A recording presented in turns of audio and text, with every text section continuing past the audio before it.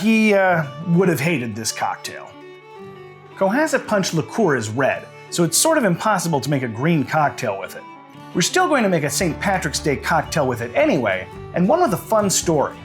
This is the Dooley's Philosophy, named for the fictional Irish-American bartender Mr. Dooley from a series of turn-of-the-century stories by humorist Finley Peter Dunne. The opinionated Mr. Dooley was actually modeled after a real person, a man by the name of James McGarry, who ran a saloon on Dearborn Street in Chicago in the late 19th century. McGarry's saloon famously didn't serve any mixed drinks. You could get a few kinds of beer and whiskey, as well as seltzer and ginger ale, but that was about it. This was in direct contrast to McGarry's neighbors across the street, the saloon of Williams and Newman, fancy cocktail experts and the inventors of Cohasset Punch. Apparently one afternoon, Tom Newman came into McGarry's with 3 friends.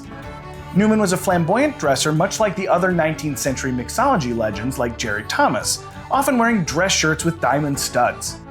He and his similarly well-dressed friends likely had trouble blending in at McGarry's bar. When McGarry asked for their order, one friend ordered a gin fizz, the second ordered the same, and the third ordered a Manhattan cocktail. McGarry then stared at Newman and basically said, "Okay, fancy pants, what'll you have?" Newman nervously told McGarry that he'd just have a whiskey neat, and then McGarry pours 4 neat whiskeys for the group and told them to drink up and get out. So yeah, he would have hated this cocktail.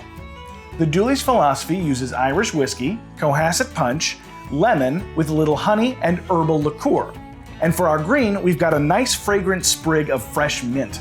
Not necessarily to McGarry's taste, but perfect for a classic Chicago St. Patrick's Day on the Williams and Newman side of Dearborn Street.